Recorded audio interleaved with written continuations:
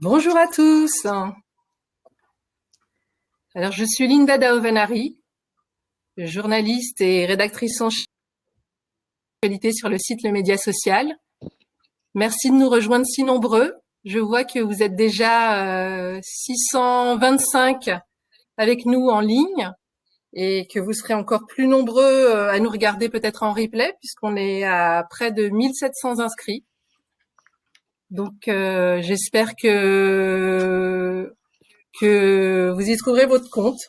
Donc, le sujet qui nous réunit aujourd'hui, l'impact de la crise sur le travail social, est porteur et vous intéresse. Donc, on le voit bien.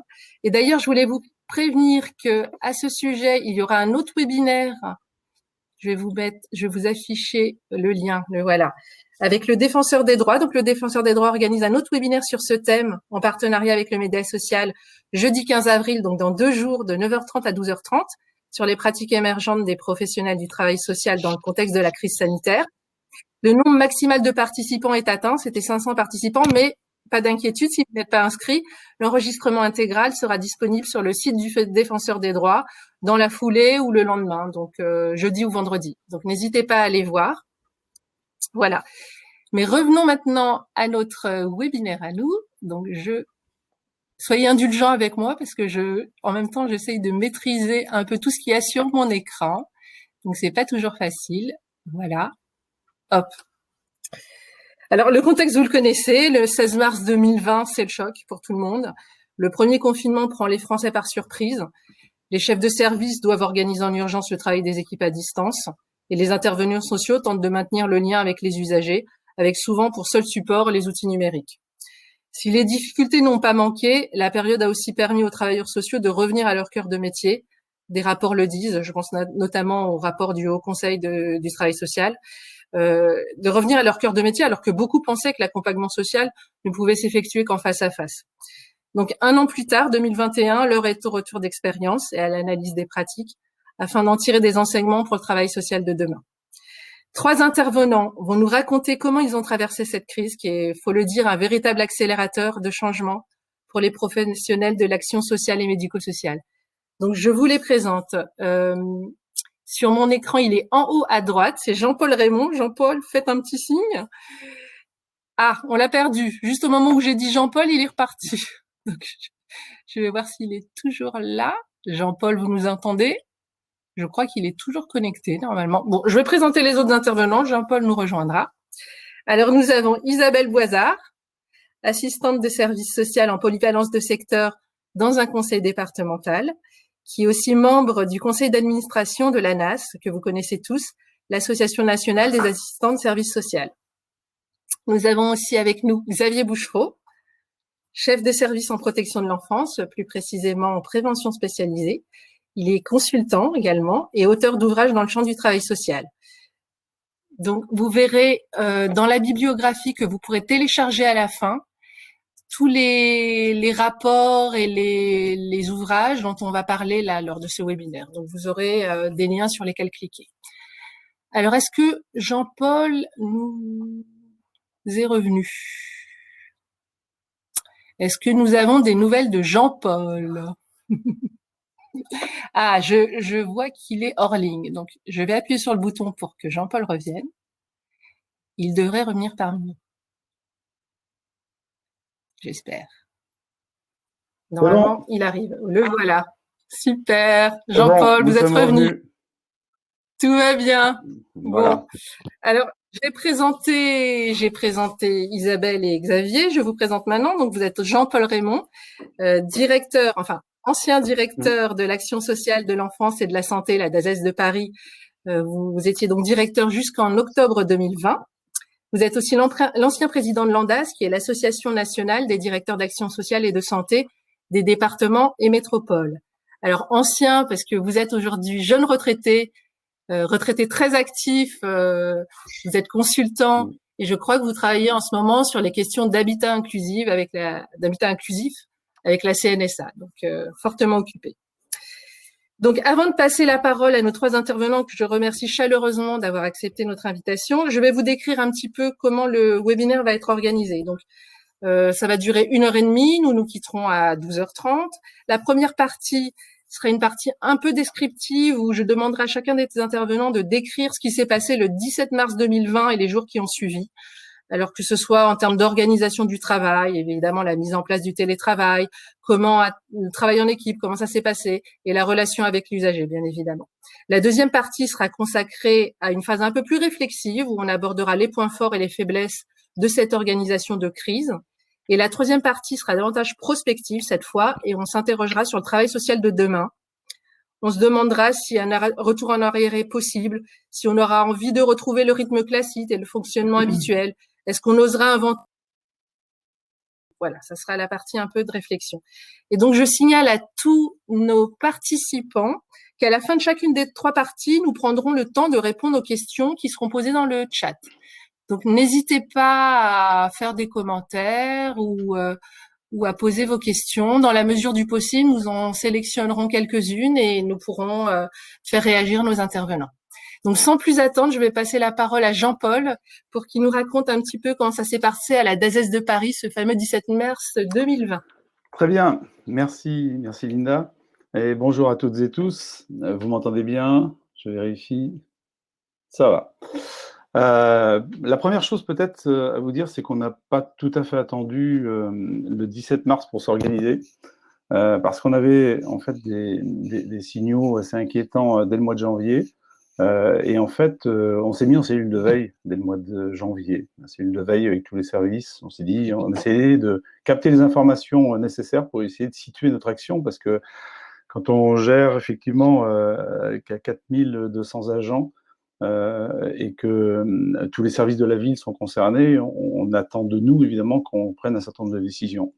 Peut-être pour vous préciser quand même, je pense utile de planter un peu le décor pour que vous représentiez un petit peu ce que c'est. La ville de Paris, c'est à la fois les compétences départementales sur le champ social, mais c'est aussi des compétences en matière de ville, ce qui veut dire que on balaye très très largement. Et la ville, en fait, elle déploie au total entre son CCAS, son CASVP, et la ville et la DASES, qui est sur les compétences un peu plus départementales, on déploie plus de 10 000 agents sur le terrain. Mais en même temps, nous avons une vraie responsabilité par rapport à l'ensemble des partenaires qui interviennent dans le champ social. La ville travaille avec des centaines de partenaires qui prolongent l'action à la fois de la ville et du département. Voilà. Donc nous avions un double souci qui était à la fois nos propres services et à la fois de gérer et d'accompagner l'ensemble des partenaires. Donc peut-être pour vous préciser, pour ceux qui ne connaîtraient pas, mais sur les compétences départementales, nous avions évidemment tout le secteur des personnes âgées et des personnes handicapées, le secteur de l'aide sociale à l'enfance. Nous avions aussi l'insertion avec les bénéficiaires du RSA. Et puis, même si c'est pas la même direction, nous avions aussi les services de PMI. Voilà. Et du côté ville, ce qui est important aussi de mentionner, c'est que évidemment nous avions tous les services de polyvalence de secteur, mais aussi la question de la santé. Du côté de la DASES, si vous le verrez, c'est extrêmement important parce que nous avions cette approche à la fois sociale et l'approche en matière de santé, puisque nous avons des compétences assez larges avec près de 1000 professionnels qui travaillent dans le champ de la santé. Voilà. Et peut-être aussi, quand on est, c'est un peu atypique, mais quand on est la ville de Paris, nous avons des compétences qui sont liées avec avec l'État et les ARS. L'État, parce qu'il y a toute la précarité de la ville avec les personnes qui sont à la rue, mais aussi les personnes migrantes. Nous avons, et progressivement, nous nous sommes aussi intéressés à la question des foyers de travailleurs migrants qui n'étaient pas forcément dans les radars du champ social de la ville de Paris, mais de manière assez marginale. Et c'est important de le préciser là parce que, en fait, les questions que nous nous sommes posées, on se les est posées pour l'ensemble de ces secteurs-là. Et une question importante était de se dire, ou donner les priorités, quelles sont les priorités qu'on va mettre en œuvre. Et finalement, ça voulait dire aussi, comme nous ne sommes pas les seuls à intervenir sur un champ de ce type-là, comment capter l'ensemble de l'information nécessaire pour pouvoir définir de manière un peu subsidiaire nos propres priorités d'intervention pour qu'aucun des publics vulnérables ne soit laissé pour compte. Voilà.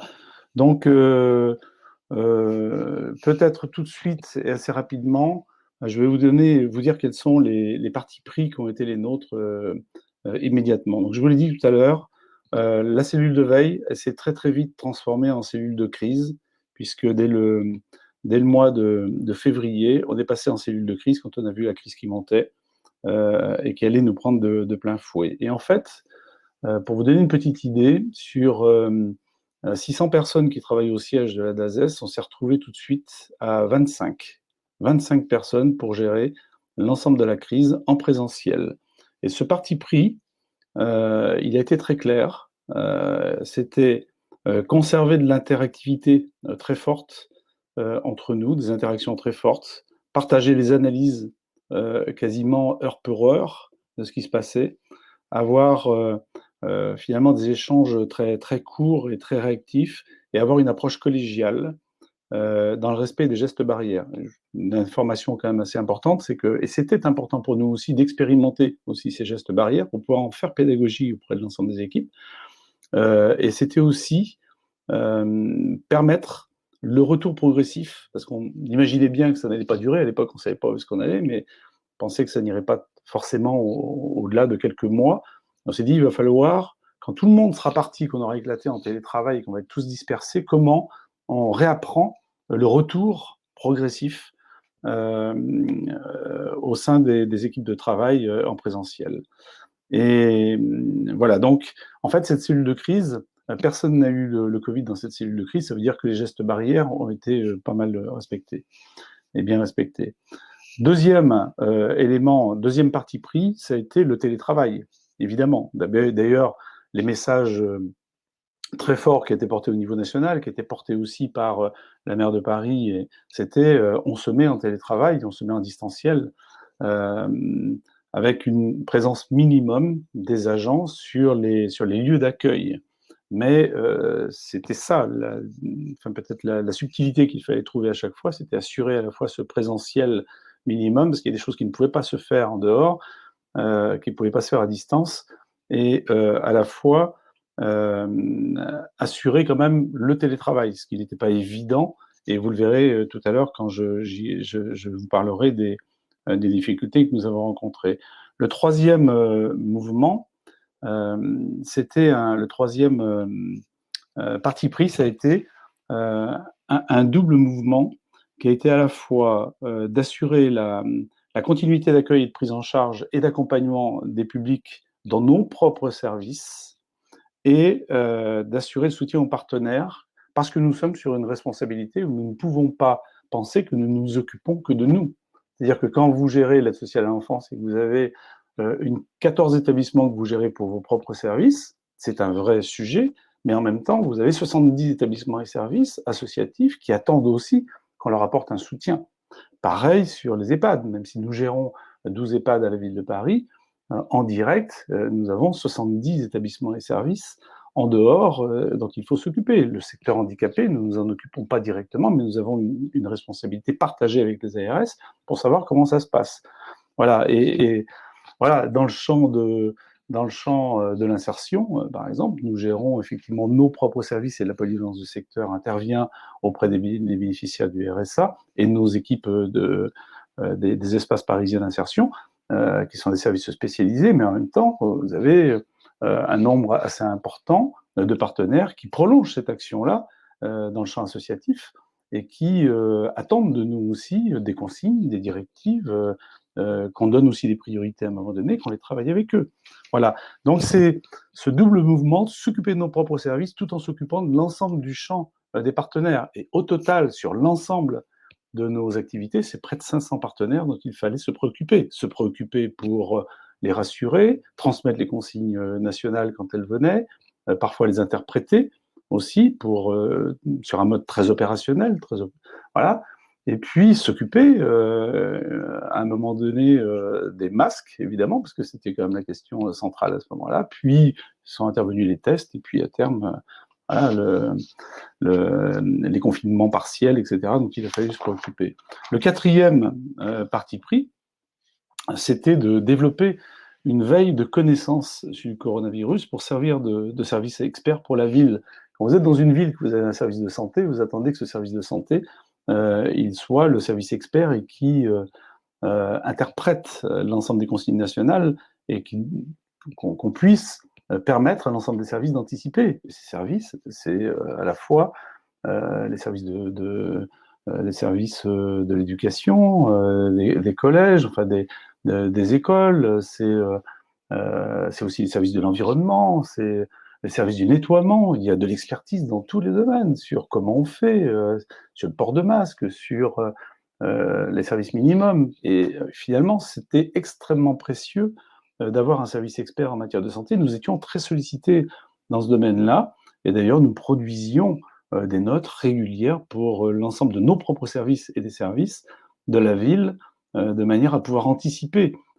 C'est jamais très bon d'être à la remorque de l'information, et c'est nettement mieux quand on peut se faire sa propre doctrine pour pouvoir anticiper sur tout ça. Et le cinquième parti pris, ça a été la constitution d'une réserve volontaire au sein de la ville. On a eu plus de 100 agents qui ont participé à cette réserve volontaire tout de suite, pratiquement, et heureusement, parce que vous le verrez, on a été en quasi-rupture à un moment donné, y compris dans nos propres services de l'aide sociale à l'enfance, pour pouvoir accueillir et continuer et sécuriser l'accueil des enfants.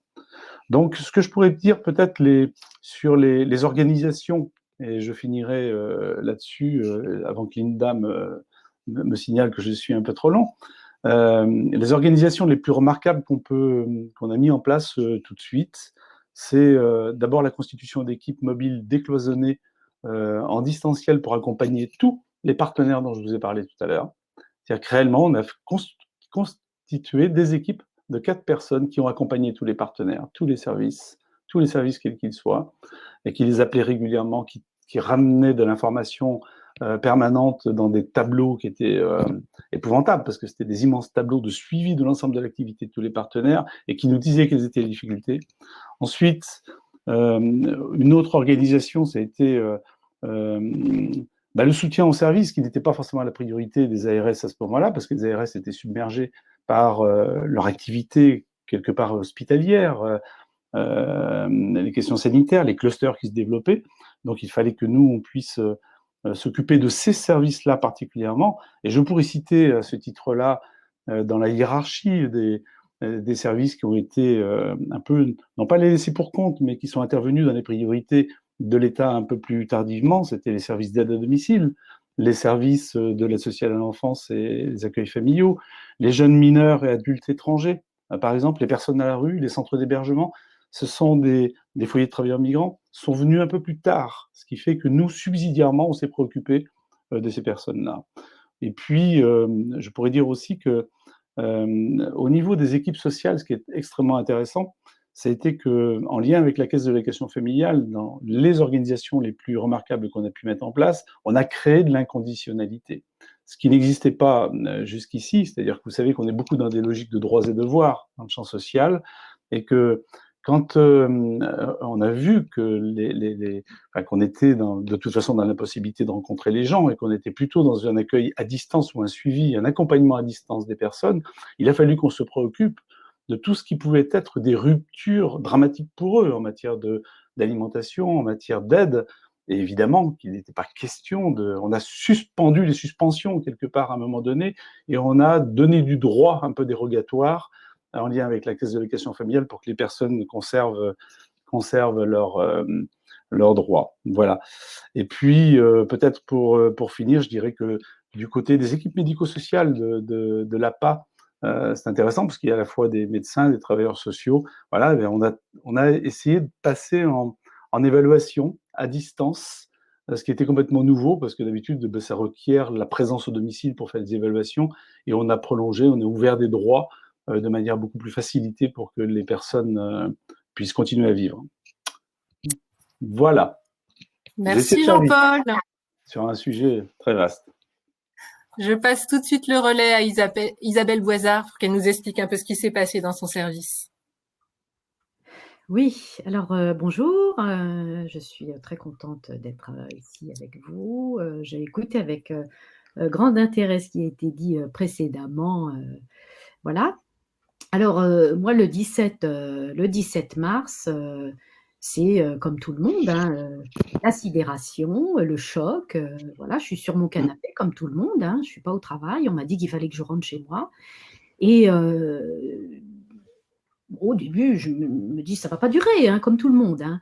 Et puis, quand même penser un petit peu à mon métier et au travail social. Hein, il y a une définition du CASF là, qui dit que le travail social, ça vise à permettre l'accès des personnes à l'ensemble des droits fondamentaux dans un but d'émancipation grâce à l'accès à l'autonomie, la participation des personnes, voilà, etc., etc. Et je me dis tout de suite, mais ça va être super compliqué hein, de travailler dans ces conditions-là où on est chez soi. Voilà. Et je me dis, mais voilà, qu'est-ce qui se passe dans le quartier où je travaille habituellement? Alors, je pense, par exemple, aux réponses sociales que je peux apporter habituellement dans le quartier où je travaille, avec mes collègues, je pense à nos usages d'accueil, par exemple. Mon bureau, il est... donc, je ne sais plus si j'ai expliqué ça, mais je crois pas. Moi, je travaille en polyvalence de secteur, c'est dans la petite bio là, qui est apparue. La polyvalence de secteur, elle propose un accompagnement aux personnes qui habitent sur un secteur géographique. Voilà. Et je travaille pour un département de la petite couronne parisienne, comme on dit souvent. Hein. Voilà. Et je pratique de l'accueil inconditionnel. Voilà, ça veut dire que toutes les personnes qui habitent ce secteur-là géographique peuvent venir nous rencontrer dans nos bureaux et on va venir leur apporter un premier niveau de réponse, on va dire ça comme ça. Et puis après, voilà. Mais il n'y a pas de règles plus que ça. Donc mon bureau, je le disais tout à l'heure, il est au milieu d'une cité HLM et je partage ces locaux-là avec des associations, avec la mission locale, avec la CAF qui vient faire une petite permanence, le CIDFF, voilà, bon, et puis plusieurs, la mairie aussi, partenaire indispensable. Voilà, et on est coincé dans cette cité-là, juste à côté du marché. On y rentre, j'ai l'habitude de dire tout le temps, et ça fait rire tout le monde, mais il y a une espèce de porte coulissante qui s'ouvre toute seule. On marche sur le trottoir, pouf, la porte, elle s'ouvre toute seule. Donc, du coup, ça invite les gens plutôt à rentrer et on peut ressortir par la petite porte de derrière, ce qui est bien pratique. Voilà, donc c'est un lieu de passage. Voilà, il y a toujours quelqu'un pour écouter, toujours quelqu'un à la borne d'accueil. Il y a une ambiance assez sympathique. Moi, j'aime beaucoup travailler là où je suis. Voilà.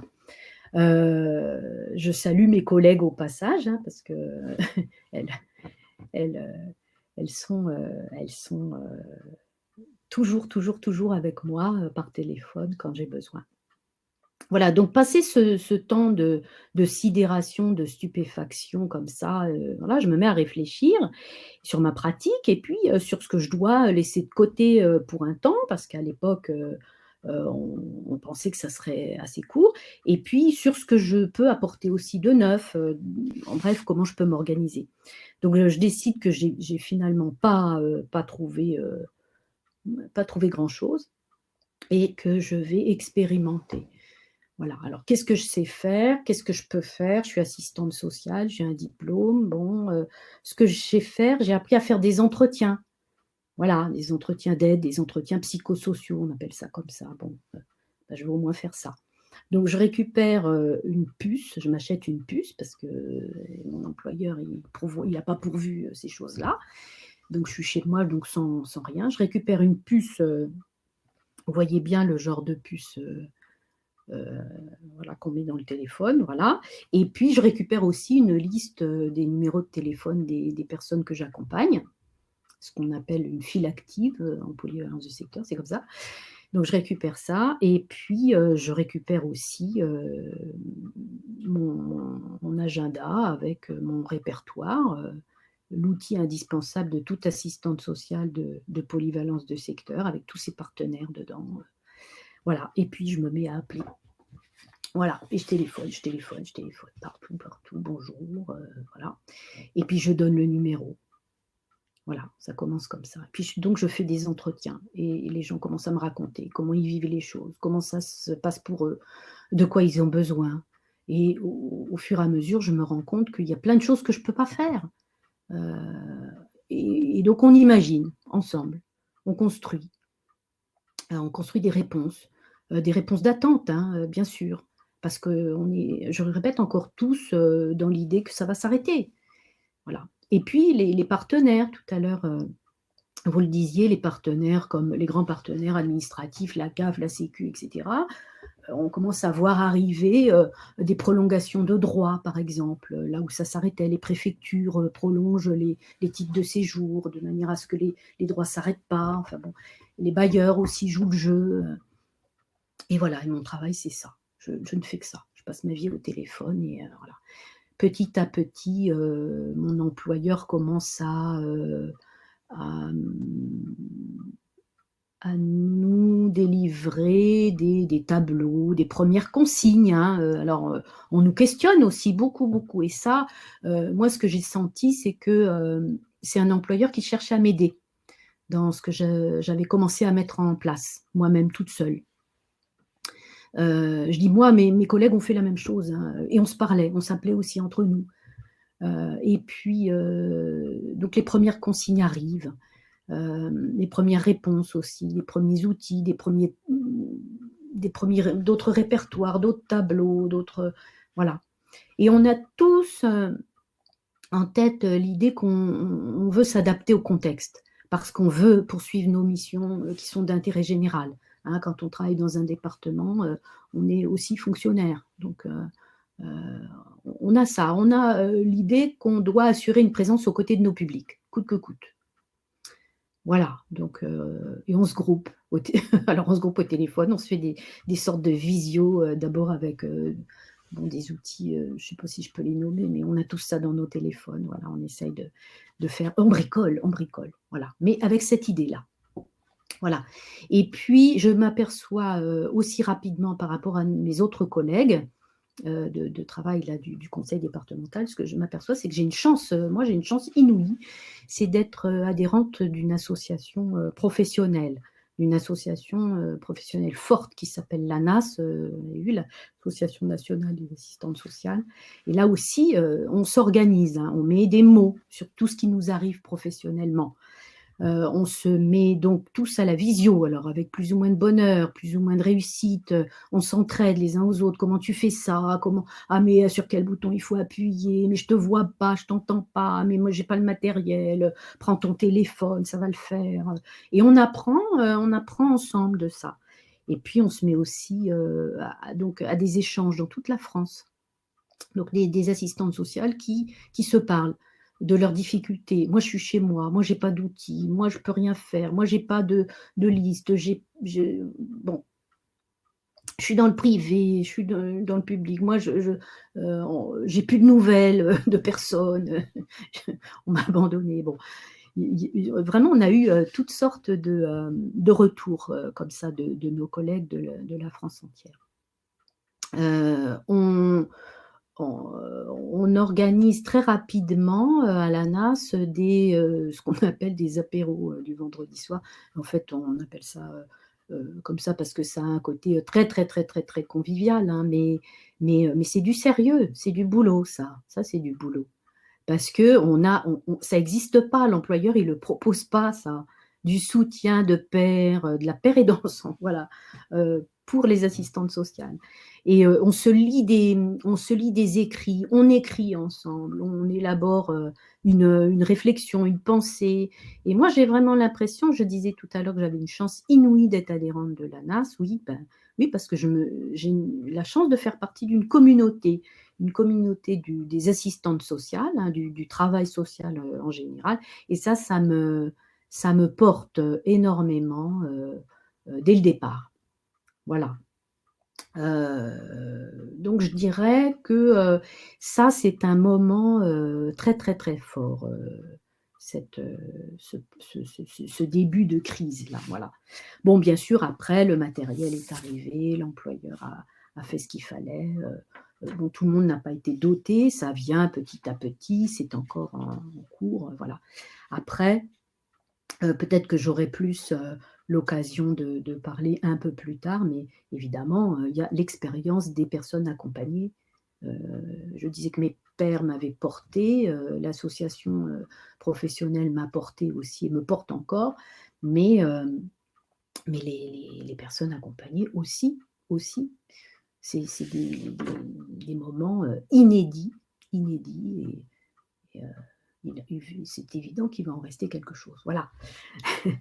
Bon, je vous remercie de m'avoir écouté. Merci Isabelle. Nous reviendrons évidemment sur les relations avec les usagers un peu plus tard pendant le débat. Je passe désormais la parole à Xavier Bouchereau pour qu'il nous explique aussi comment ça s'est passé dans son service. Oui, alors pour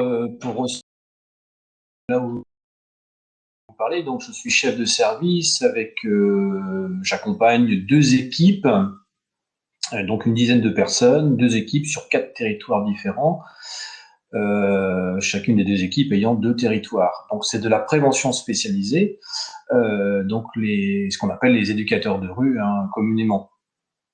Donc j'ai été obligé de réécrire en fait ce qui s'était passé parce que ça fait déjà un an, hein, 1 an qu'on est dans ce marasme-là, et j'avoue que l'effet de sidération qui a eu lieu à ce moment-là a probablement trompé la mémoire, et donc j'ai eu besoin, comme je le fais souvent, de réécrire les faits et pour me rappeler en fait, hein.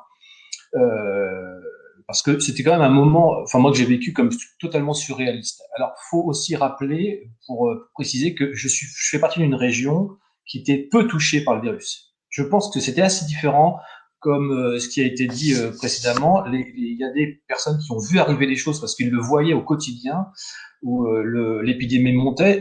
Dans ma région, ça montait très peu en fait. On était très peu touchés et peut-être on n'a pas compris ce qui se passait suffisamment tôt. Je pense que c'est important de le dire, ou on n'a pas voulu voir peut-être aussi ce qui se passait. Donc lundi 16 mars, hein, le samedi d'avant, j'étais au restaurant et j'apprenais à la sortie du restaurant que les restaurants étaient fermés. J'avais senti déjà, on voyait ce qui allait se passer. Mais lundi 17 mars, donc annonce dans la soirée que la France est confinée. On se retrouve en réunion de crise le mardi matin, entre cadres, en équipe de direction. Et puis là, on est pris dans 3 logiques différentes. La première logique, c'est il faut protéger les salariés, malgré tout. Les cadres, ils sont aussi faits pour ça. Une institution, doit assurer les conditions de travail des salariés, et notamment leur santé. Et on ne sait pas ce qui nous tombe dessus, là, en fait, hein.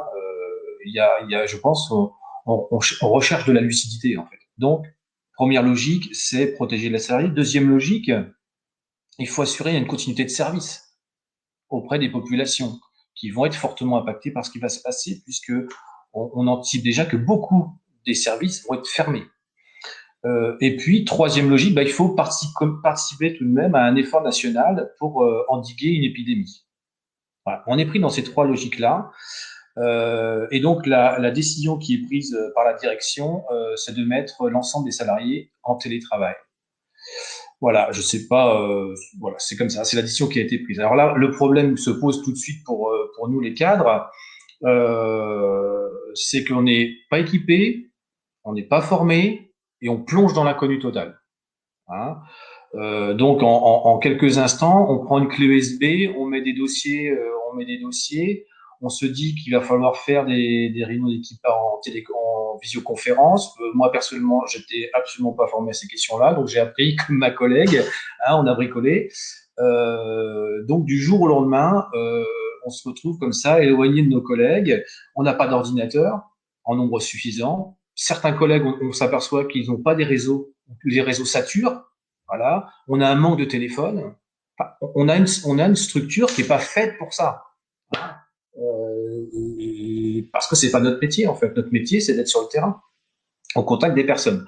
Donc du jour au lendemain, on invente les réunions d'équipe à distance, voilà, puisqu'on maintient malgré tout le contact avec nos collègues, et on invente ça en situation de crise. Donc on invente ça au moment où il y a des inquiétudes du côté des salariés, il y a des incertitudes sur leur pratique, il y a une forme de culpabilité de ne pas pouvoir faire leur travail. Moi, j'insisterai beaucoup là-dessus parce que je l'ai fortement vécu, de collègues qui voulaient aller travailler, on leur disait non. Vous pouvez pas aller au contact des personnes. Or, ils savaient, dans les contacts qu'ils avaient, que les populations n'allaient pas bien. donc de la culpabilité. Donc il a fallu accompagner ça. Pour certains, de la peur d'aller au travail. Hein. Du coup, et de toute façon là, ils étaient à ce moment-là, ils étaient en télétravail.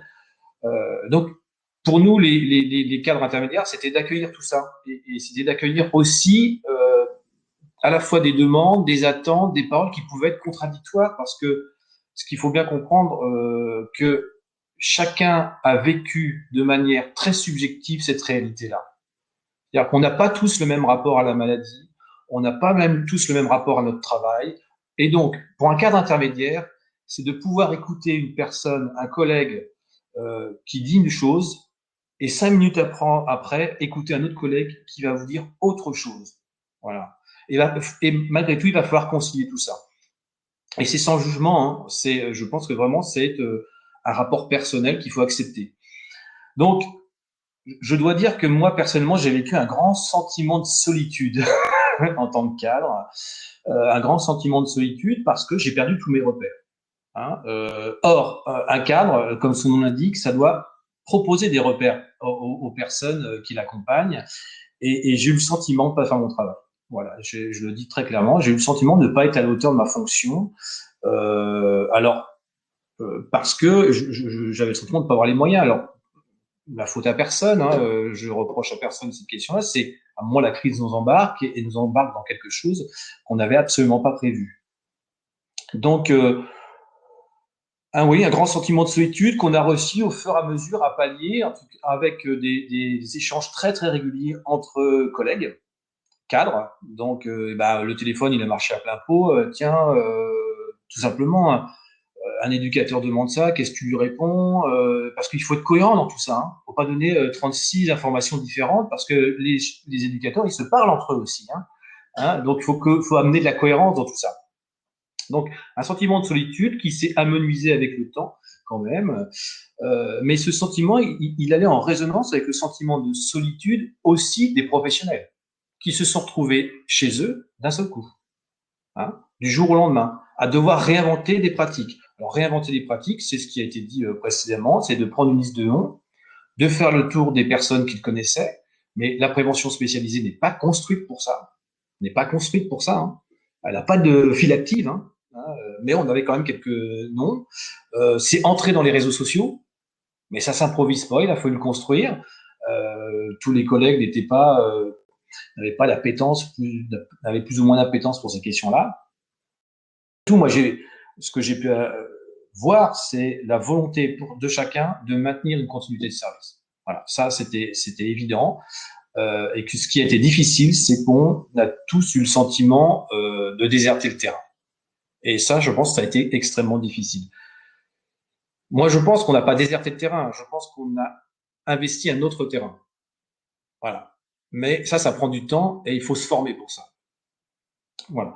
Donc avec l'idée, ça a été quand même de maintenir une certaine forme de cohésion entre nous, et en tout cas entre chefs de service, de la cohésion, de la solidarité, et je crois que c'est comme ça qu'on a tenu.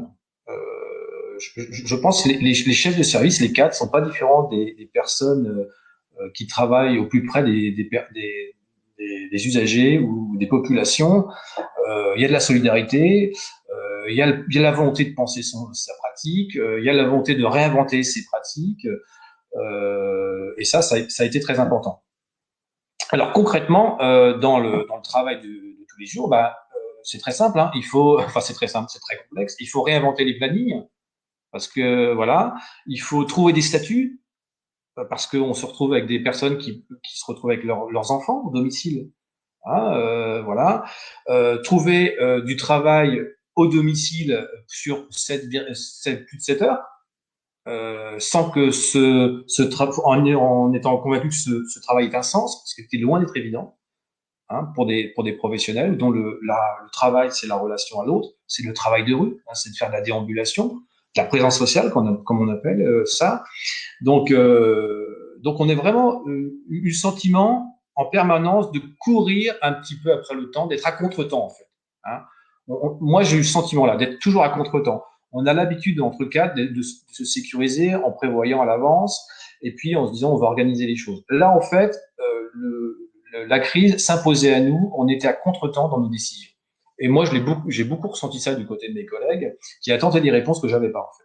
Que j'avais absolument pas. Donc, on a dû apprendre à accompagner l'incertitude. Voilà. Accompagner l'incertitude en permanence. Donc, être le plus proche possible, sachant que nous étions nous-mêmes en situation d'incertitude. Voilà. Donc, à la fois, ça a été un moment très, très difficile. Je le regrette pas du tout, ce moment-là, hein.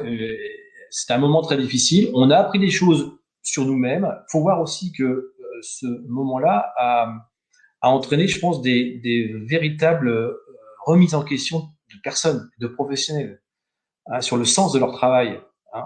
Et on a été à l'écoute de ça, sur le sens même du travail, c'est-à-dire que la place du travail dans sa vie. Ça a été long, hein. Donc voilà, donc on a accompagné des questions à la fois très techniques et en même temps, je pense qu'on a accompagné des questions très philosophiques, hein, existentielles du côté des équipes.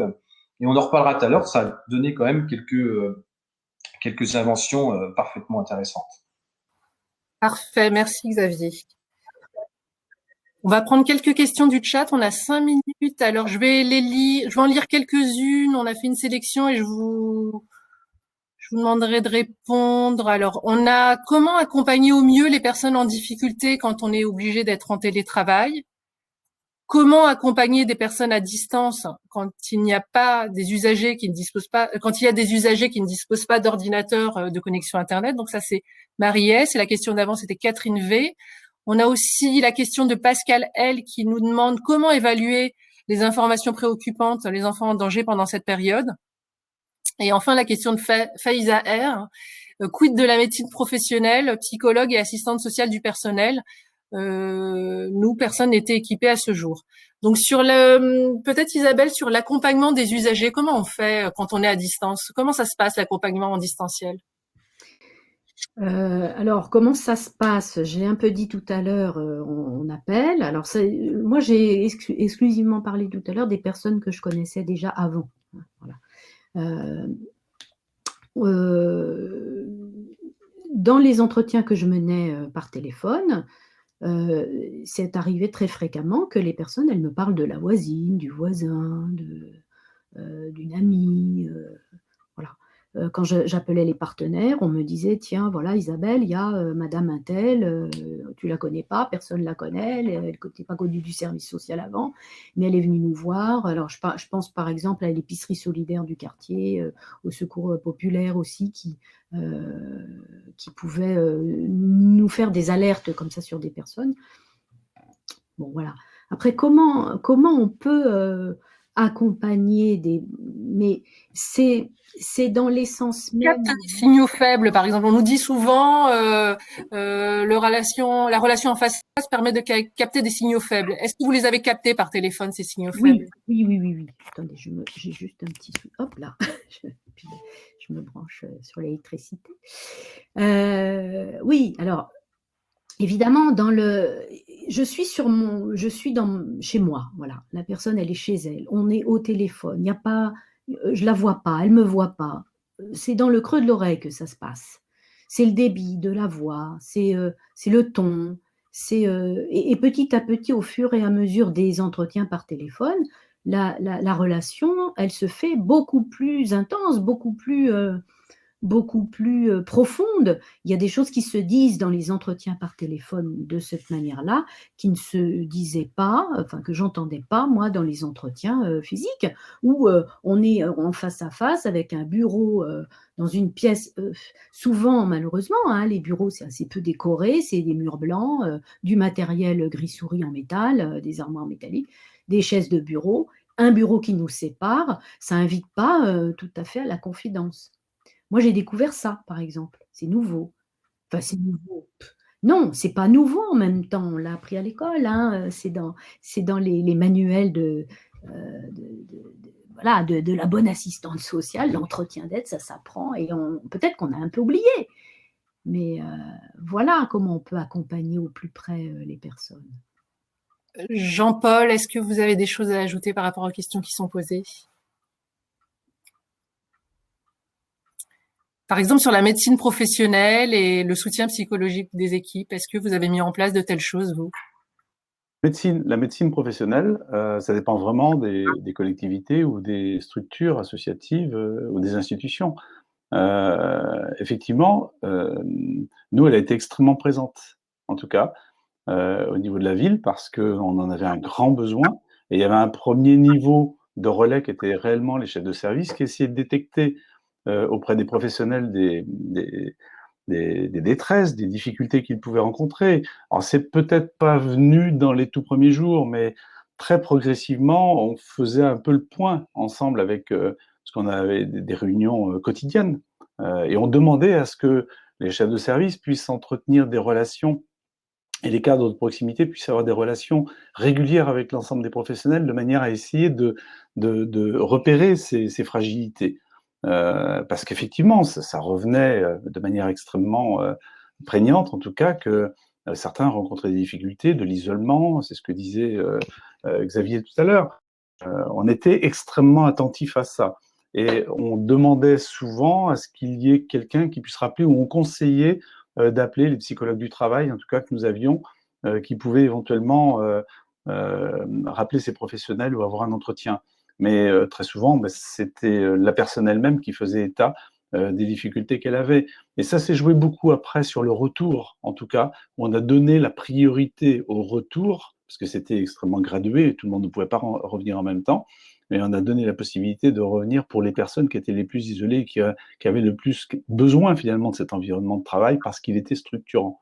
Voilà. Donc ça s'est fait comme ça.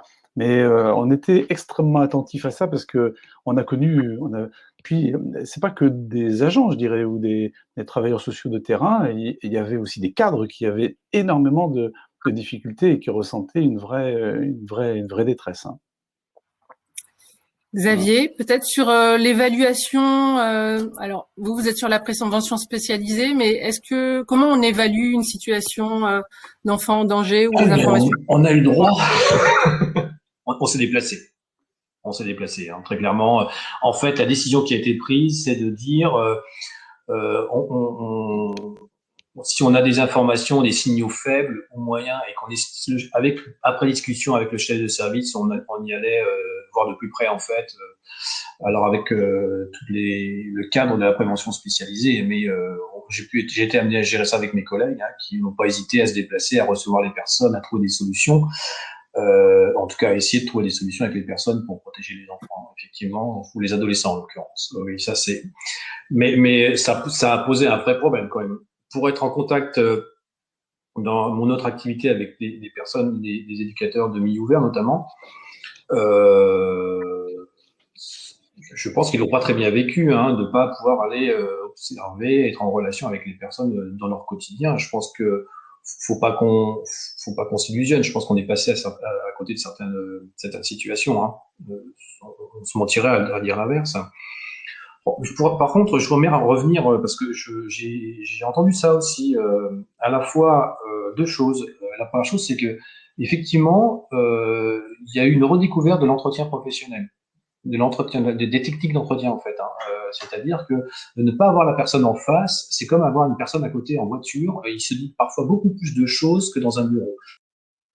Les professionnels l'ont redécouvert et j'ai eu beaucoup de témoignages, notamment du côté du milieu ouvert, dans ce sens-là.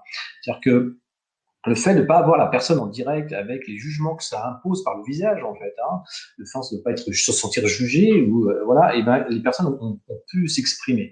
Il y a eu aussi une deuxième chose qui est très intéressante, c'est que on a beaucoup compté sur, beaucoup plus que d'habitude, il me semble, sur les capacités et les compétences des personnes. C'est-à-dire, on a partagé un problème commun.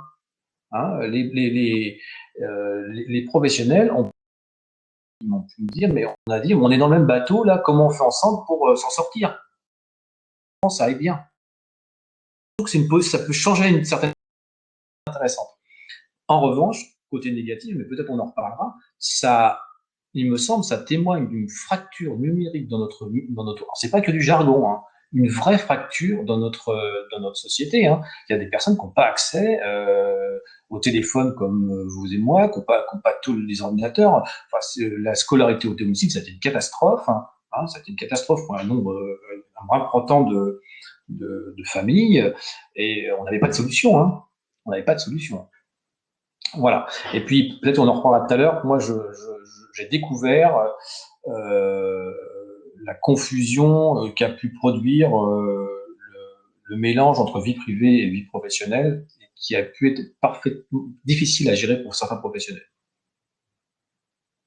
Voilà. Bon, ça nous permettra de... on va aborder dès à présent la deuxième partie du débat. On va commencer par Isabelle avec les points forts et les faiblesses de cette organisation de crise. Dites-nous tout, Isabelle. Alors, je l'ai un petit peu dit tout à l'heure, hein, les points forts, j'en ai donné pas mal, hein, je suis assez positive, moi, dans ce que j'ai à dire. L'adaptabilité, l'agilité des assistantes sociales pour affirmer ce rôle d'acteur de proximité, je l'ai dit. Hein. Les points forts, alors très rapidement aussi, un employeur qui se met à rassembler de l'information pour nous aider, qui crée des annuaires, qui nous apprend à faire des visios, qui accepte toutes les formations possibles et inimaginables, y compris d'ailleurs, moi j'ai pu faire une formation sur justement l'entretien en évaluation protection de l'enfance, en visio, comment on fait. Voilà, alors avec des collègues qui avaient cherché un petit peu, voilà, et on a partagé nos expériences. Moi, j'en ai fait un tout petit peu aussi. On peut faire quand même des choses, hein, voilà, mais bon, loin de moi l'idée de dire que ça suffirait, hein, voilà. Le point fort pour moi, je l'ai vécu pas trop mal non plus parce que j'ai travaillé dans un département je fais le choix d'équiper les jeunes qui rentrent au collège d'un ordinateur. Donc, il y a beaucoup de familles qui sont équipées. Voilà, pas tous, évidemment. Les points forts aussi que j'ai vus, c'est que j'avais pu aussi bénéficier d'un encadrement qui était à l'écoute et puis qui construisait des outils en même temps que moi. Voilà.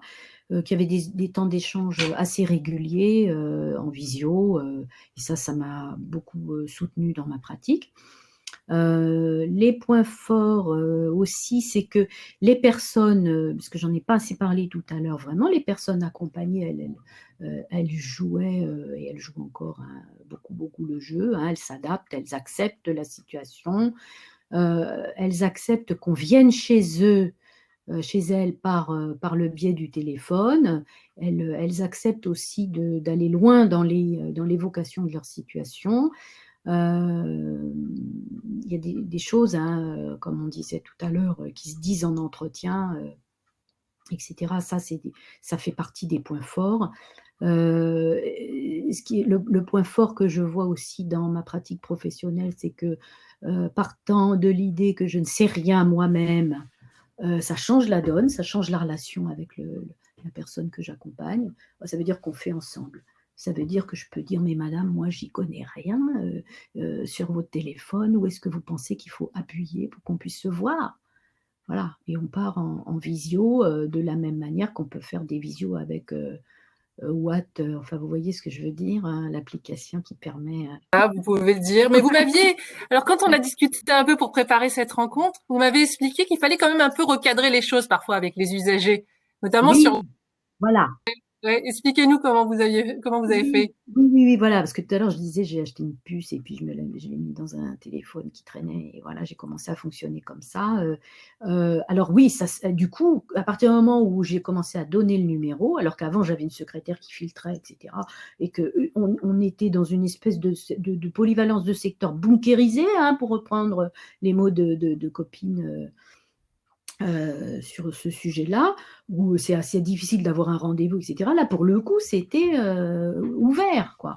Et donc, bon, on me téléphonait, mais à n'importe quelle heure, hein, même la nuit. Voilà, donc il a fallu que je mette du cadre et qu'on s'explique et qu'on s'entende sur les modalités de l'accompagnement. Voilà, moi je vous accompagne, mais voilà, de 9h à 17h, et puis c'est tout. Après, sachez, vous pouvez laisser des messages, hein, mais je les lirai pas. Oui, Madame Boisard, ça fait je ne sais combien de fois que je vous appelle, vous me répondez pas. Je dis mais Madame, vous m'avez appelé à 2 heures du matin, à 8 heures ce matin. Attendez, moi, je prends mon service, je découvre vos messages. Ah bon? Bah oui, voilà. Bon, ça c'est du vécu, mais quotidien, quotidien, quotidien. Bon, peu à peu, ça s'estompe parce que justement, on construit des modalités d'accompagnement qui nous vont bien. À moi comme à eux, et comme aussi à mes collègues, hein, puisque tout ça c'est du travail, on travaille tous ensemble et on échange là-dessus aussi. Voilà, ça c'est des points, c'est vraiment plusieurs points forts comme ça. Le fait aussi d'avoir pu piloter des personnes accompagnées, autant sur de l'accès à leurs droits, sur des démarches qu'elles ont à faire, sur des coups de fil qu'elles doivent donner elles-mêmes, sur que sur des questions techniques, donc comment on se sert du téléphone. Voilà. Une petite anecdote maintenant, moi je réussis à faire des entretiens avec ce fameux WhatsApp. Là, j'ai la personne au téléphone avec WhatsApp, pendant que avec le même appareil téléphonique, elle appelle la sécurité sociale elle-même. Voilà. Et moi, je ne peux pas intervenir dans la discussion, mais j'entends. Et quand je dis à la dame, oui, c'est exactement ce qu'il faut lui dire.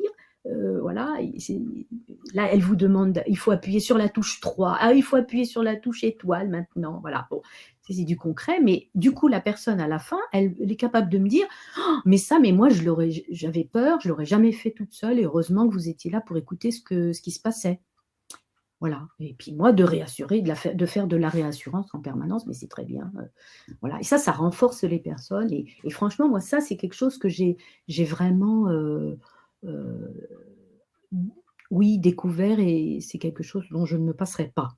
Ça, c'est définitif. Je ne me passerai pas de ce genre de manière de travailler. Voilà. Alors après, on devait parler des points faibles. Je ne sais pas si j'ai encore un peu de temps pour ça. En une minute.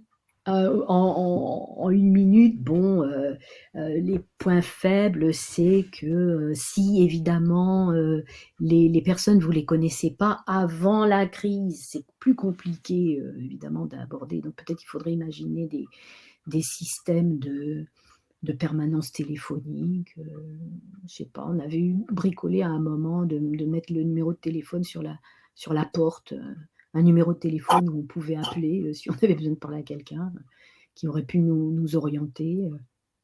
Bon, il y a des choses en tout cas à imaginer, voilà. Et puis aussi, ce que je voulais dire, c'est que si on n'a pas construit un petit peu en amont son partenariat, c'est pas dans une période de crise qu'on va pouvoir réussir à quoi que ce soit, hein. Voilà. Après, aussi, si on n'a pas une certaine force intérieure, et si on n'est pas porté par une communauté comme moi je l'ai été, j'imagine que ça doit être super difficile de ne pas faire justement des confusions entre ce qui est de l'ordre du professionnel, du personnel. La tentation est grande de répondre à 23 heures à quelqu'un qui vous appelle quand vous savez que cette personne-là, elle peut être en détresse. Il faut se faire violence pour fermer ce téléphone, hein. Et pour ça, on a besoin d'être accompagné. Et d'un accompagnement complètement différent de ce qu'on peut avoir habituellement, qui serait un accompagnement sur les dispositifs, des réunions de régulation d'habitude qui se soldent par « t'as pas fait ci, t'as pas fait ça, cette dame-là, elle pouvait avoir droit à ceci, elle pouvait avoir droit à cela ». Enfin bon, changer de paradigme complètement et proposer des véritables accompagnements presque personnalisés, quoi. Voilà, c'est un point faible oui, un manque, très clairement. Merci. Voilà. Xavier, qu'est-ce que vous pouvez nous dire? Vous, j'ai eu l'impression que c'était plutôt les faiblesses que vous vouliez mettre en avant. Ah, c'est clair. Non, faut toujours retenir le côté positif même d'une épreuve, hein. Juste pour revenir à ce qui a été dit précédemment, parce que on voit bien qu'on a traversé les mêmes choses. Personnellement, pour soutenir, et je vivais ça comme ça, vous allez voir, c'est une anecdote qui est étonnante. pour aider mes collègues à différencier un moment leur vie privée et leur vie professionnelle, en tout cas les aider un peu là-dedans, j'avais demandé à ce qu'on construise les plannings ensemble, mais vraiment précisément, c'est-à-dire qu'à partir de 7 heures, parce qu'en prévention spécialisée, c'est très souple ça, et ils n'ont pas l'habitude de ça. Et là, je les ai contraints à 19 heures. Si tu travailles jusqu'à 19 heures, à 19 heures, t'arrêtes, quoi. Ça a été mal compris. Je pense que ça a été vécu au début comme en s'expliquant. Je leur dis, c'est juste pour que je te dise, t'es pas, c'est pas possible. On peut prendre des relais, et voilà. Ça permet de poser des bonnes questions aussi, les épreuves. Voilà. Alors, globalement, comme une épreuve positive, je pense que ça relève. Il y a quelques jeux trop.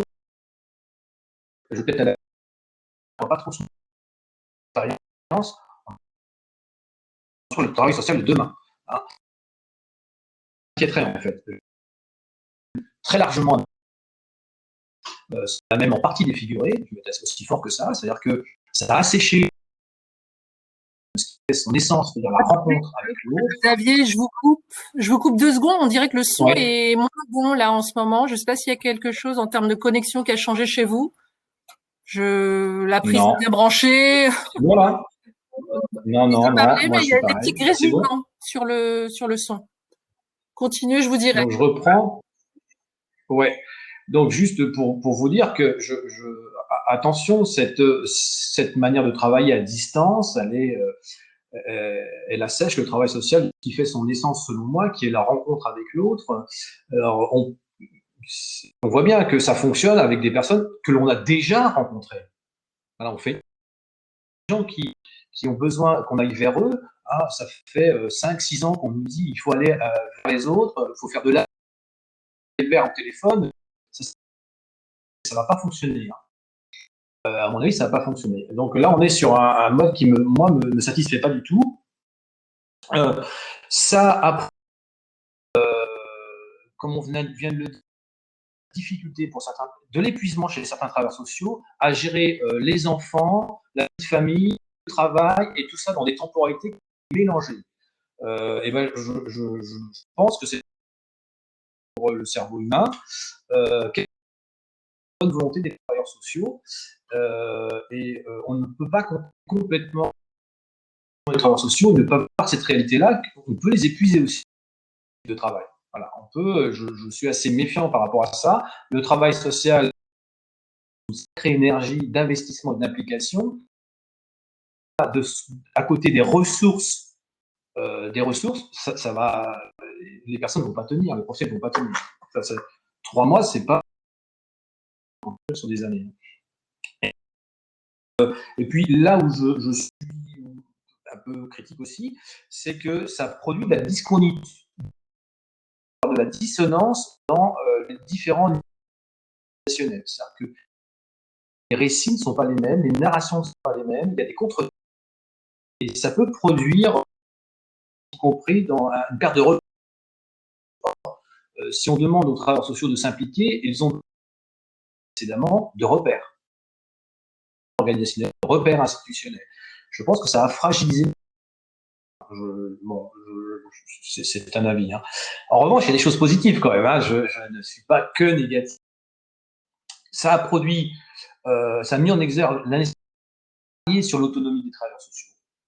Voilà. On discutera, mais moi je pense que on a pu voir à ce moment-là que l'identité des professionnels les a aidés à tenir, à orienter leurs pratiques. Et on a pu voir des solidarités entre eux, hein, mais aussi entre les cadres, hein, et c'est ce qui a été exprimé auparavant. Et je pense qu'il faut compter sur cette solidarité, voire même l'accompagner bien plus qu'on ne le fait aujourd'hui. Hein, je crois que si ça peut nous apprendre quelque chose, c'est que la solidarité entre travailleurs sociaux, les temps d'échange qui ont été exposés, sont fondamentaux. J'ai toujours prôné les pauses café, moi, parce que les pauses du café, c'est aussi du travail. Alors, c'est là où on s'échange énormément de choses entre travailleurs sociaux et on a besoin de ça. Et ben ça, les collègues le recréent. Hein. ils l'ont recréé, hein, et je trouve ça extrêmement important. Et puis, ça nous a permis aussi, et ça c'est intéressant, de réinvestir pour nous en tout cas, d'investir des pratiques avec lesquelles on n'était pas à l'aise, notamment la pratique des réseaux sociaux. Hein. Et je pense que pour toute une jeunesse qui est baignée là-dedans, il est important qu'on s'y mette, et je pense que là, il y a eu un accélérateur. Hein, il y a eu un accélérateur. Nous, on s'est formé, on va continuer à se former, et ça, c'est plutôt une bonne chose. Donc, on va dire, l'équilibre, pour moi, c'est plutôt négatif, une épreuve difficile à vivre, mais qu'on a vécu. Malgré tout, faut en tenir quand même, faut en garder quelques éléments positifs. Très bien. Voilà. Le son était bon? Ça allait mieux sur la fin, mais il y a eu un moment où ça regrésillait de nouveau. On vous le dira s'il y a un problème, mais je ne sais pas si vous pouvez faire grand-chose. Jean-Paul, dites-nous les points forts, les faiblesses. Moi, je vais commencer par les faiblesses. Comme je suis positif, je finirai sur le bon. Première chose peut-être qu'on peut se dire, c'est que en comparaison avec d'autres collectivités, parce que dans le réseau de l'ANDAS, on était en lien avec les autres départements et les collègues, assez régulièrement d'ailleurs, hein, pendant la crise, nous, on avait une faible pratique du travail social. Et vous n'allez pas inventer, enfin c'est difficile d'inventer le travail social du jour au lendemain. Quand vous avez pratiqué du télétravail et du travail à distance, quand vous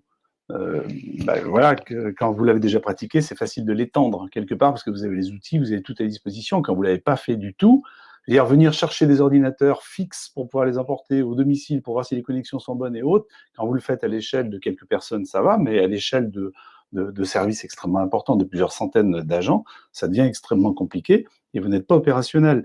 Donc, voilà, des équipements très limités, parfois pas d'ordinateur, parfois pas de téléphone, sinon le téléphone personnel, et on voit ce que ça produit quand on est, par exemple, dans l'aide sociale à l'enfance. On évite aussi de donner à la fois son identité très personnelle et ses modalités de connexion, parce que vous pouvez être appelé, vous pouvez aussi mettre en danger des professionnels. Donc ça a posé des tas de problèmes. Autant on a trouvé assez facilement 200 ou 300 téléphones à produire pour les professionnels, mais autant c'est extrêmement compliqué pour des tablettes, pour des ordinateurs, pour des connexions. Enfin, voilà, donc on n'était pas équipé complètement comme il le fallait. Pourtant, c'est une grande collectivité, mais c'est peut-être la contrepartie de la taille et de l'importance, en tout cas, qu'on a. Puis, la dématérialisation des dossiers, quand vous voulez, ça a été dit plusieurs fois par les collègues, ou en tout cas dans cette forme-là, mais quand vous voulez travailler à un moment donné et que vous n'avez pas forcément les dossiers, comment vous faites? Vous n'avez pas accès non plus aux dossiers dématérialisés. Alors, il y avait des services qui étaient complètement dématérialisés, hein, sur l'APA, la PCH, etc., les services de l'autonomie, ils avaient déjà fait ce travail-là depuis des années. Donc, tout était facile à distance, et puis des services sociaux qui, eux, n'avaient pas les dossiers dématérialisés, et c'était extrêmement compliqué. Il fallait, si vous voulez avoir des renseignements, il fallait avoir quelqu'un qui était sur site et qui pouvait vous produire des renseignements, ou parfois vous organisiez le déplacement sur site pour que les professionnels puissent passer un petit peu de temps sur site pour récupérer, ce qui veut dire une organisation du travail. Donc, qu'est-ce que je fais sur site et qu'est-ce que je fais et quelle priorité je donne une fois que je suis chez moi? Et s'il me manque quelque chose, comment je fais pour récupérer les éléments? Et est-ce que je peux compter sur quelqu'un, un autre professionnel qui est sur place, qui lui-même peut accéder à l'ensemble de ces données, etc. Donc, ça demande aussi... voilà, et puis comment on est organisé au travail, quand on a chacun son dossier et que l'armoire, on n'y a pas forcément accès de telle et telle façon. Enfin, tout ça, c'était extrêmement compliqué pour accompagner. Donc cette fluidité-là, nous ne l'avions pas très clairement sur la plupart des services, ce qui était une difficulté.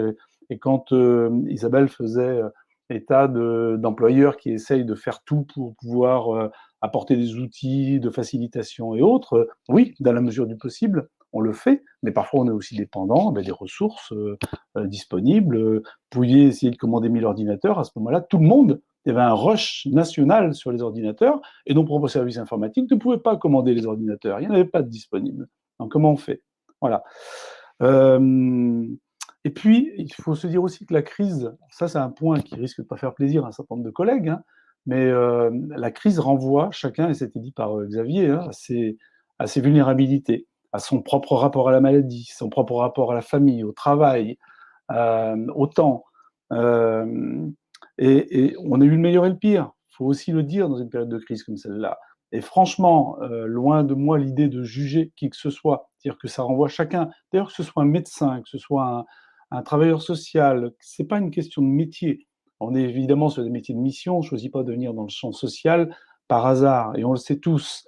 Mais dans ces périodes de vulnérabilité, ben vous avez des questionnements très profonds qui touchent à l'intime aussi, dans son rapport à la famille, voilà, et qui ont fait que on a eu des comportements, parce que Linda posait la question de qu'est-ce qui s'est passé le 17 mars. Ben, le 17 mars, il y en a qui se sont mis au service tout de suite et qui savaient que leur service était fermé, qui ne sont pas forcément du champ social et qui sont venus dans le champ social pour nous aider, très clairement, ou des services de PMI parce qu'ils s'occupaient des crèches et que les crèches fermaient aussi, certaines crèches fermées se trouvaient disponibles et se sont mis à notre service pour aller dans l'aide sociale à l'enfance, par exemple, pour assurer des permanences de nuit, parce que c'était ça la réalité. Et à côté de ça, vous avez des professionnels qui, le 16 mars ou le 15, ont pris la voiture avec la famille et sont partis dans la résidence secondaire ou en province et qui ne se sont pas posé la question de savoir comment assurer la continuité. Je pense qu'il faut quand même, à un moment donné, dans un débat un peu de controverse, faire état de l'ensemble de ces comportements. Et c'est parfois des mêmes professionnels qu'on a mis, qu'on n'a pas vus et qu'il fallait tenter d'appeler quand les autres étaient à bout, parce qu'ils avaient enquillé 72 heures de suite, jour et nuit, ils ne pouvaient plus assurer réellement. Il y a eu ces réalités-là qui ont été extrêmement prégnantes.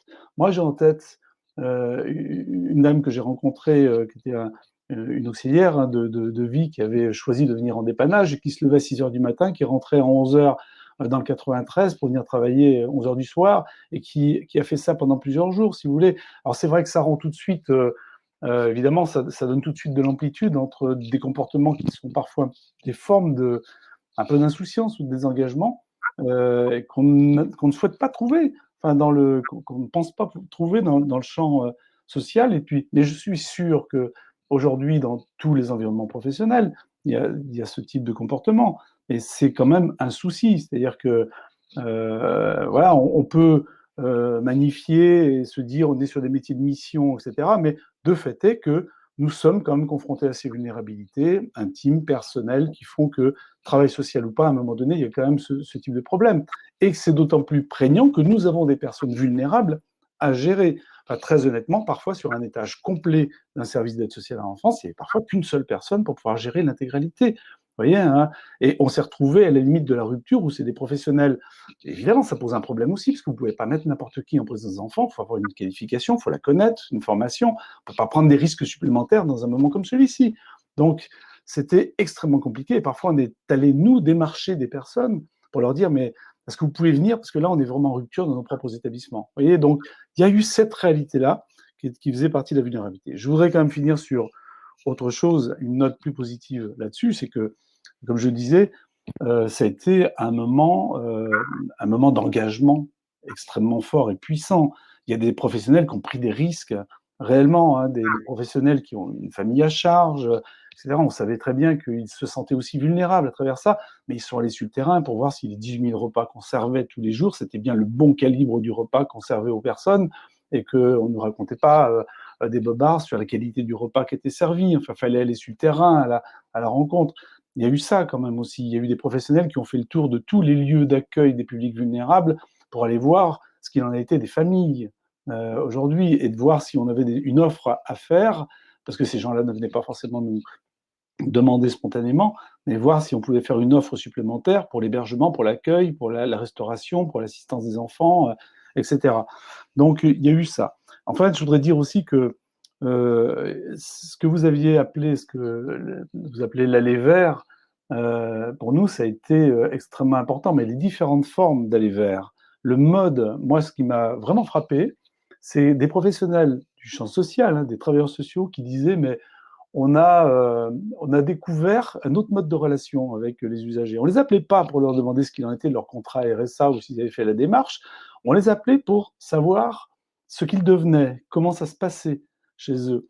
Et ben, je trouve que ça, c'est ce que disait Xavier, c'est-à-dire que ça a décalé un petit peu, on a réappris un peu autrement, en sortant un peu des dispositifs, en étant plus dans cette relation d'aide, d'écoute, et je trouve que ça a déclenché quelque chose. Si on doit retenir quelque chose, c'est peut-être aussi ça pour l'avenir, c'est-à-dire comment on réinvente un peu les choses. Et puis enfin, je veux dire une chose, ça a été dit aussi, et c'est Marie-Paul Cols, que je salue, qui est là, qui était notre représentante de l'ANDAS au Haut Conseil en travail social, qui a commis ce rapport, en tout cas avec toute une équipe, et qui l'a coordonné sur la crise et le travail social.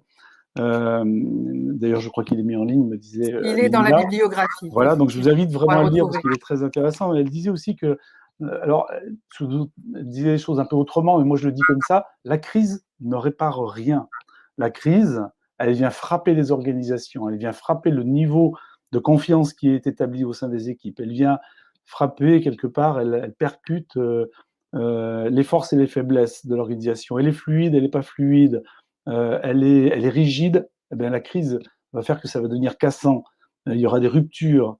Vous êtes dans une forme de souplesse de travail, vous avez un management souple, etc., reconnu, il y a du respect entre les personnes, ça va se passer autrement. On va pouvoir capitaliser là-dessus dans la période de crise, tenir compte des différences, des fragilités des uns, des forces des autres, appuyer un peu là où il faut. Voyez, et ça, c'est extrêmement important. Et moi, j'ai eu dans les éléments positifs le sentiment que nous étions une organisation résiliente. Mais je vous dirais simplement que si elle est résiliente, c'est parce que ça faisait 4 ans, 5 ans qu'on retravaillait avec l'ensemble des équipes sur la mission, sur le service, sur les priorités.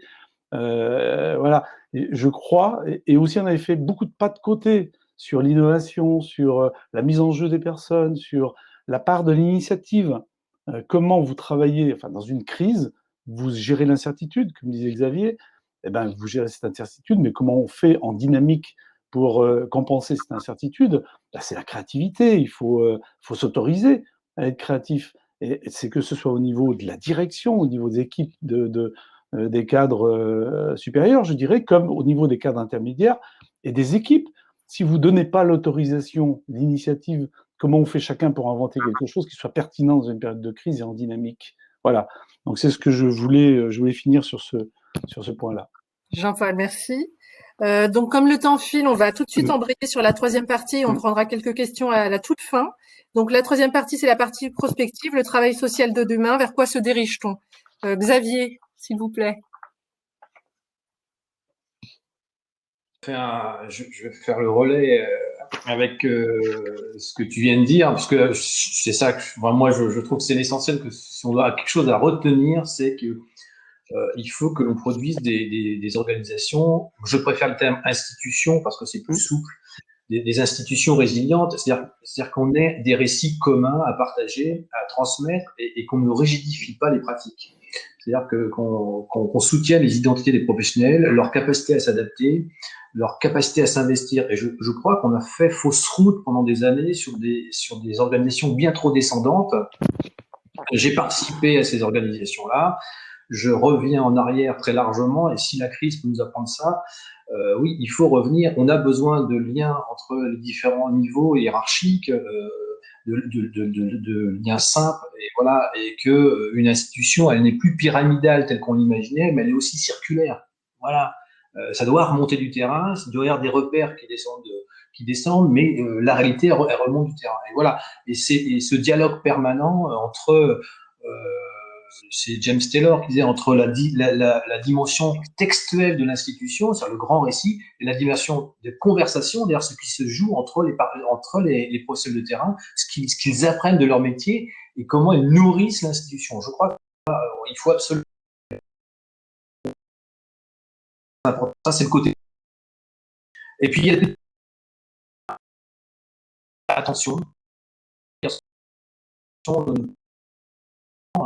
que la crise, l'isolement créé par la crise sanitaire. Le son grésille un peu. Vous m'entendez là? Oui. Voilà.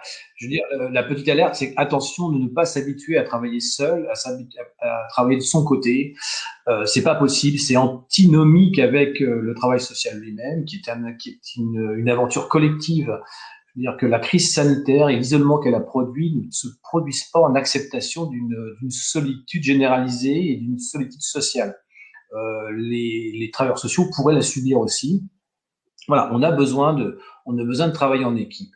Et puis, dernière chose positive, vous voyez, comme quoi je finis sur une note positive, je pense qu'on a tout intérêt à, dans nos aux institutions à reconsidérer la place du travail et la place de la vie privée.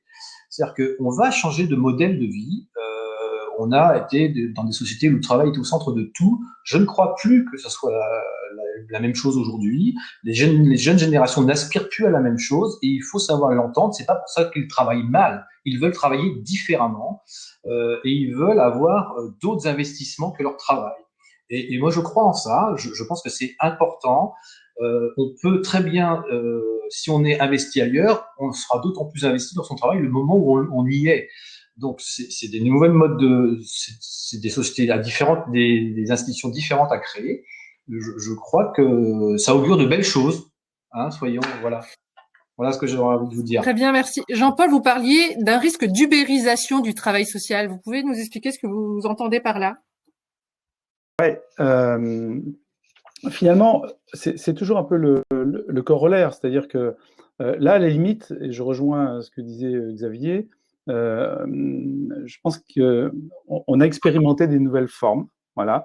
Après, une vraie question que moi je me posais, c'est quelle est la plus-value?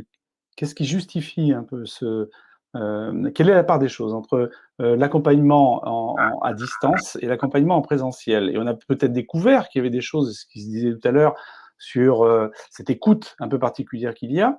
Peut-être qu'il y a des choses qui méritent aujourd'hui d'être faites plutôt à distance, parce qu'elles apportent une plus-value d'être faites à distance, mais est-ce qu'on est capable de qualifier réellement ce qui pourrait être fait à distance et qui justifie, au contraire, d'être complètement en présentiel dans la relation d'aide et d'accompagnement? Je pense que c'est une vraie question. Mais derrière cette question-là, parce qu'on a vu que finalement, si on peut faire un maximum de choses à distance, on peut peut-être gagner du temps dans l'accompagnement des personnes, le temps de déplacement parfois qui est très long et autres.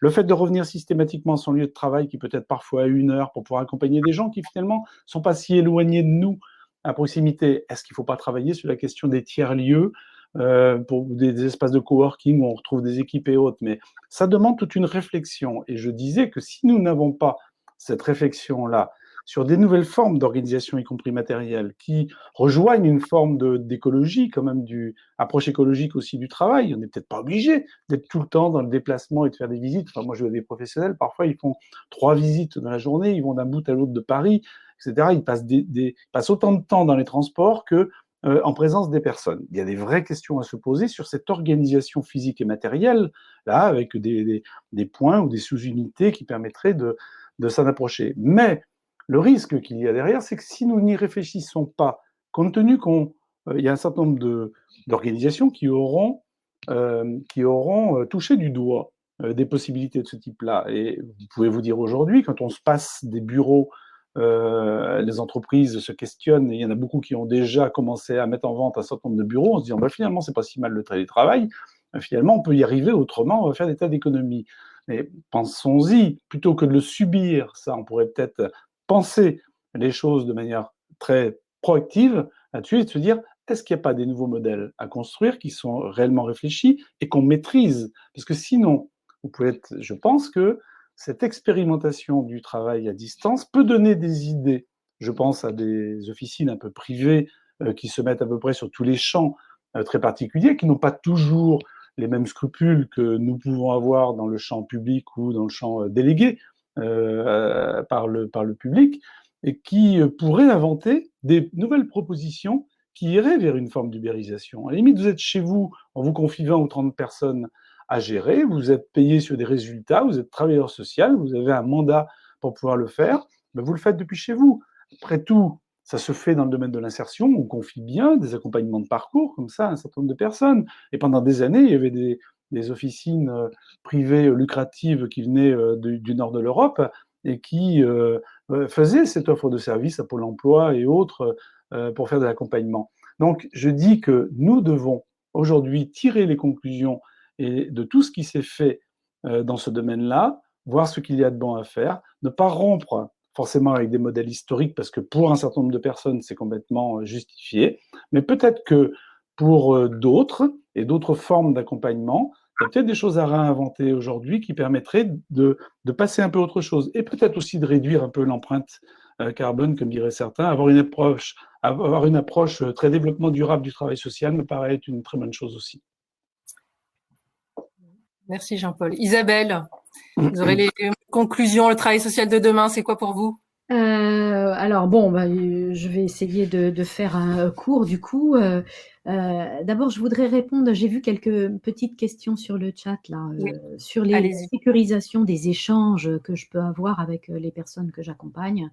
Alors le travail social de demain, ça va être pour moi de la formation des assistantes sociales, enfin du travail social en tout cas, sur justement l'importance qu'il y a à sécuriser le plus possible les données qui sont échangées, avoir une réflexion vraiment de fond avec le travail social, les acteurs de terrain sur qu'est-ce que c'est qu'un dossier social informatisé, qu'est-ce qu'on échange et qu'est-ce qu'on n'échange pas. À la NAS, on est très, très, très formé là-dessus. On est très alerté. C'est très, très important à l'heure actuelle. Ça va très, très vite. Voilà. Donc, moi, j'ai ce qu'il faut, je rassure tout le monde, hein, mon employeur a pourvu, j'ai une connexion VPN derrière, bon, ça se passe, c'est bien là-dessus. Deuxièmement, ce que je voulais dire, c'était, je l'ai dit un petit peu tout à l'heure en termes de partenariat etc. Mais c'est exactement la même chose pour la gestion des équipes, à mon sens et de ma place, hein. Ce qui existait avant continue d'exister ensuite avec ces périodes de crise, hein. On peut s'interroger, j'ai entendu, bon, évidemment, des histoires de personnel qui avaient déserté leur service au matin du 17 mars et qui étaient partis à la campagne avec femmes et enfants. Oui, moi, ce que je veux dire aussi, c'est que le secteur du travail social, il est très, très, très sinistré depuis plusieurs années, pour des raisons que personne n'ignore. Il y a des groupes de travail social en lutte constante, pas plus tard que hier, la prévention spécialisée, le groupe Espoir, etc. Enfin bon, voilà, il y a quand même beaucoup, beaucoup de soucis de reconnaissance du travail social aujourd'hui. La crise n'a rien arrangé. Voilà. Donc on a pu constater effectivement, hein, des choses un peu impensées. Voilà, ce que je voulais dire aussi, c'est que alors troisièmement, oui, ce que je veux garder, c'est, enfin ce que je veux garder, oui, ce dont je veux me nourrir en tout cas, c'est de tout ce que j'ai vécu là pendant cette période de crise et que j'ai déjà raconté, mais je veux pas me nourrir non plus de n'importe quoi, n'importe comment. On a eu des facilités pour l'accès aux droits, pour les personnes, des choses qui se sont des écueils, des freins comme ça qui se sont levés subitement de la part de la CAF, de la part des préfectures. Ça c'est hop, miraculeusement tout était possible. Alors pourquoi ça ne continue pas? On se le demande parce que ça facilite la vie des travailleurs sociaux et ça facilite surtout la vie des personnes accompagnées. Voilà. Moi j'ai appris à travailler avec la confiance. Ça, c'est important, la confiance de mon encadrement dans ce que je faisais, la confiance des publics voilà, et puis la confiance des institutions qui ne demandaient pas forcément des justificatifs à tout bout de champ pour tout et n'importe quoi, à tous les niveaux, les systèmes de vérification a posteriori de ce que je pouvais faire ou de ce que les usagers pouvaient me dire. Eh bien, ces systèmes de vérification-là, ils sont tombés. Ça, je souhaite le garder. Et puis ce que je souhaite garder, c'est aussi tout ce dialogue et ces échanges avec mes collègues sur les conceptions du travail, sur les autorisations qu'on s'est données et que nos hiérarchies ont pu nous laisser. Voilà, à travailler de la meilleure façon qu'il fallait. Donc ça, je souhaite vraiment que ça existe.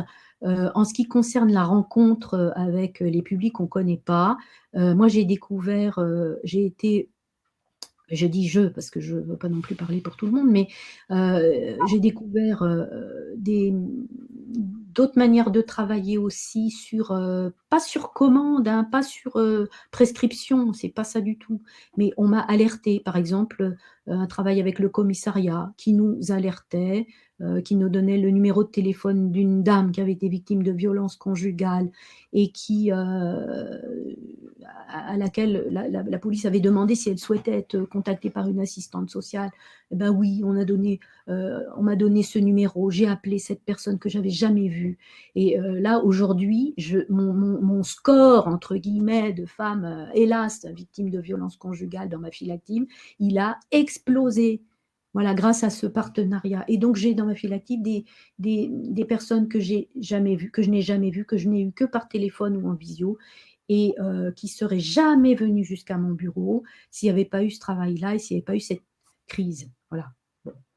Et il n'y a pas que les violences conjugales, hein, il y a aussi les personnes qui ont faim chez elles et qui sont seules, et qu'on m'a orienté, que un bénévole m'a orienté, ou un bénévole a donné mon numéro même, appelé, voilà, à la dame, et la dame, elle m'a appelé. Elle ne serait pas venue dans mon bureau, elle n'aurait pas sonné à la porte, elle aurait pas passé le sas du secrétariat, de la borne d'accueil, elle n'aurait pas fait tout ça. Donc moi j'insiste, là, c'est pas une question de faire oui ou n'importe quoi, mais il y a des réelles pratiques de travail social pour des assistantes sociales à développer, et ça ne peut passer que par la confiance qu'on va accorder aux travailleurs du social de terrain. Voilà, ça, moi, j'insisterai jamais suffisamment. Voilà, et enfin, pour finir, puisqu'on arrive au bout, je renvoie tout le monde vers la contribution de l'ANAS à la sollicitation du Haut Conseil en travail social sur les enseignements de la crise sanitaire là, pour le travail social, les premières réflexions issues de la pratique. Oui, nous avons mis le lien dans la bibliographie à télécharger. Voilà, c'est un travail collectif d'assistantes sociales pour des assistantes sociales et pas que. Très bien. Voilà, c'est tout ce que j'ai à dire. J'aurais tellement aimé qu'on puisse poursuivre, mais là, nous arrivons au terme du débat. 1h30, ça passe très vite. Vous avez été nombreux à réagir dans le chat. Désolée, mais on n'a pas pu prendre les questions comme on l'aurait souhaité. Voilà, on verra si le format doit être allongé pour une prochaine fois. Mais en tout cas, merci chaleureusement à vous trois d'avoir participé à cet événement, le premier webinaire organisé par le Média Social. Nous sommes vraiment ravis que c'est puisse faire malgré les conditions sanitaires, et donc merci à vous d'avoir accepté et d'avoir été présent. Donc vous retrouverez tous les documents, tous les rapports dont on a parlé dans la bibliographie. N'oubliez pas, vous pouvez la télécharger à la fin. Vous pouvez aussi visionner le replay de ce webinaire qui sera disponible soit cet après-midi, soit demain sur Webikeo. Je vous invite aussi à lire toute l'actualité du secteur social et médico-social sur notre site, lemediasocial.fr. Et si vous souhaitez savoir quels sont les articles publiés chaque jour, il vous suffit de vous inscrire gratuitement à la newsletter du Média Social. On met le petit lien dans le chat. Voilà. Et donc, restez connectés. D'autres webinaires sont à venir dans les semaines qui viennent. Donc, nous vous en tiendrons informés. Merci à tous. À bientôt. Merci, merci. Merci, au revoir. Au revoir. Tout le monde.